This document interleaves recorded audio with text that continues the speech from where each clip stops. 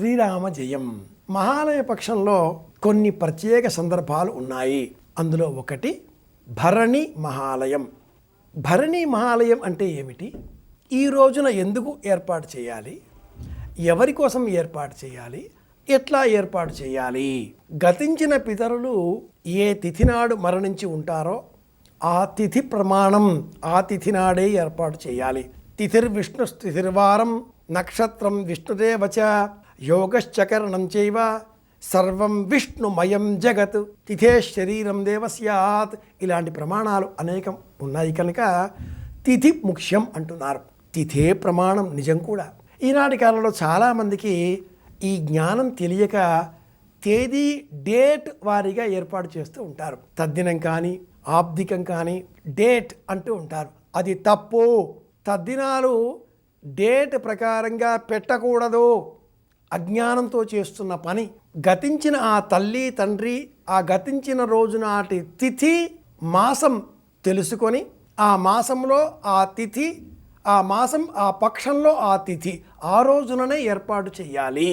తిథి ప్రమాణం, తేదీ మనది కాదు.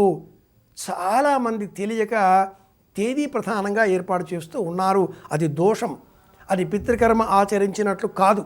ఇక భరణీ మహాలయం అంటే ఏమిటి అంటే, ఈ భరణీ నక్షత్రానికి యమధర్మరాజు అధిపతి. భరణీ స్యాద్ యమోయామ్య అంతకో అంటూ నిఘంటు చెబుతుంది.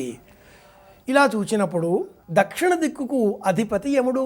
యముడు అందగాడు, చాలా అందంగా ఉంటాడు. ఒక కాలు మాత్రమే కుంటి, అది కూడా తల్లి శాపం కారణంగా. సూర్యనారాయణమూర్తికి 2 భార్యలు, ఛాయా సంజ్ఞ. ఈ వృత్తాంతాలన్నీ ఒక పక్కన ఉండగా పరమేశ్వరుని అనుగ్రహం చేత దక్షిణ దిగ్భాగానికి ఆధిపత్యం యమధర్మరాజుకు లభించింది. అతడు సమవర్తి, న్యాయం చెప్పేటటువంటి మహానుభావుడు. అంతేగాని క్రూరంగానో కిరాతకంగానో ఉండేటటువంటి దైవం కాదు సుమా.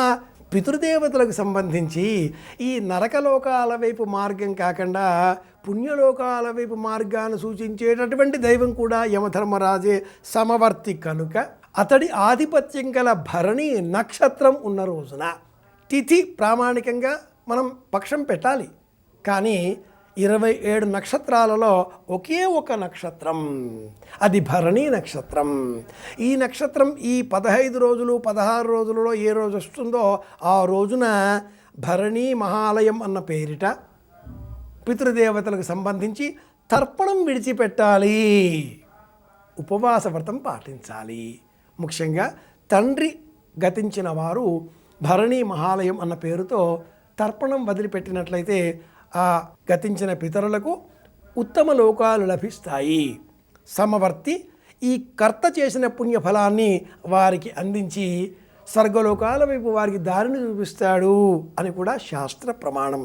ఆషాఢమాసం కృష్ణపక్షం మొదలుగా దీపావళి అమావాస్య వరకు ఉండే ఈ కాలమంతా కూడా పితృదేవతలకు సంబంధించిన కర్మలతో కూడుకుని ఉండేటటువంటి దక్షిణాయన పుణ్యకాలం. ఇంకా ముందు వెనక కూడా దక్షిణాయనం విస్తరించే ఉంటుంది. 6 నెలల కాలం ఇది. కానీ అందులో ఈ కాలం మరింత ప్రత్యేకం. ఇది దక్షిణ అయనము మార్గము. దక్షిణ దిక్కుకు అధిపతి యమధర్మరాజు. అతడికి సంబంధించిన నక్షత్రం భరణి కనుక 27 నక్షత్రాలలో భరణి వచ్చిన రోజున భరణీ మహాలయం అన్న పేరిట శ్రాద్ధకర్మ ఆచరించాలి. ఇది శాస్త్ర ప్రమాణం. మనకు గతించిన పితరులకు సంబంధించిన తిథి తెలవనప్పుడు, సందిగ్ధంగా ఉన్నప్పుడు, గతించిన పితరులు అధిక సంఖ్యలో ఉన్నప్పుడు, అందరికీ మనమే బాధ్యత వహించవలసి ఉన్నప్పుడు, ఇలాంటి అరుదైన అద్భుత సందర్భాల్లో ప్రత్యేక విశేష సన్నివేశాల్లో అందరూ కూడా భరణీ మహాలయం ఈ రోజున పాటించాలి. ఉపవాసం చేస్తే చాలు. ఇది కూడా శ్రాద్ధ కర్మతో సమానం. ఇది భరణీ మహాలయం అనే శబ్దానికి ఉన్న వివేచన విశ్లేషణ అర్థం తెలుసుకున్నాం కనుక పాటిద్దాం. శ్రద్ధయా దిగితే శ్రాద్ధం. శ్రద్ధతో చేద్దాం. పితృదేవతల అనుగ్రహంతో వంశాభివృద్ధి కలిగి ఉందాం. అందరి క్షేమాన్ని కోరుదాం. మళ్ళీ కలుసుకుందాం. శ్రీరామ జయం. శుభమస్తు.